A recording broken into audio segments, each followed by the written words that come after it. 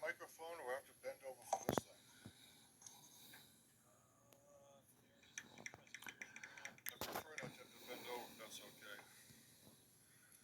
There's one here on the table. I can hear him up here. I can hear you without bending over. I don't mind speaking loudly. Thank you. Doesn't sound like it's on. Is it on? Yes. My name is Mike Doyle. I live in Portsmouth, New Hampshire. I own FalmouthToday.me, and I come up here to comment on what I've seen going on. A brief history. 2 years ago, once Jeff Porter sent out his ridiculous inclusion letter and white supremacy letter to the community, I had several people call me up and said, "What do you think about this?" I was totally unaware of it. So I came up and looked at the group demonstrating on the green and talked to a few people and thought it was interesting to see which way it was going to go. And from that point on, it seemed to have taken a very bad turn. Critical race theory, whether it's taught in school or not, but if the essence of it is taught in school, I don't think that's good.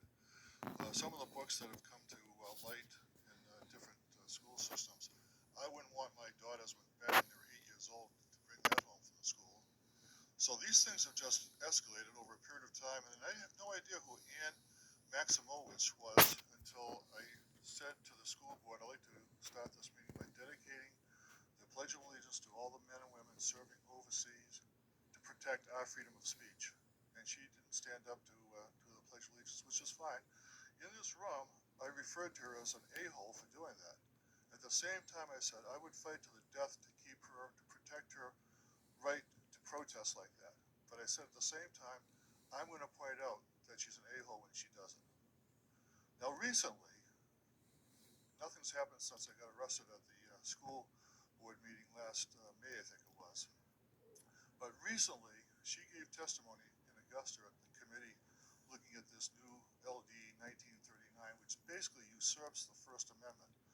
We can't speak harshly about any of you people if you're on the school board, if you're a janitor over there, that Jeff Porter, the idiot that's running the place. We can't speak harshly about you if this new LD passes. It completely overrides the First Amendment, which I object to.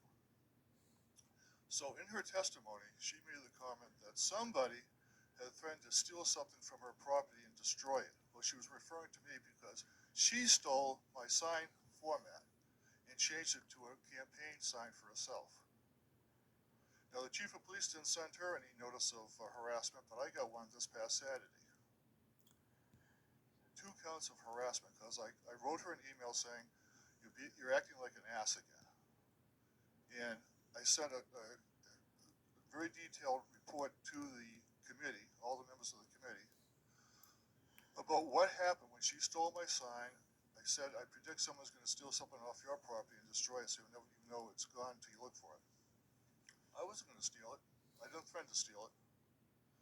But she has now filed a harassment thing. I have to go to court March 16th for it. Well, folks,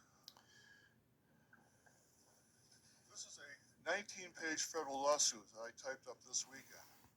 I'm filing this against not the town of Cumberland, but the chief of police for condoning this, giving me a summons on a false charge, and I'm suing her. So if Ann thinks this is a game where she can play jerking me around, she's making a big mistake. I understand that she's been on the phone a lot with the district attorney bitching about me. Well, maybe the district attorney will defend her for this federal suit, I don't know. But I'm taking both of them to court. And I'm going to give this to Bill, he can pass it on to the chief. I'll be happy to take any questions you might have. Thank you. Thank you, sir.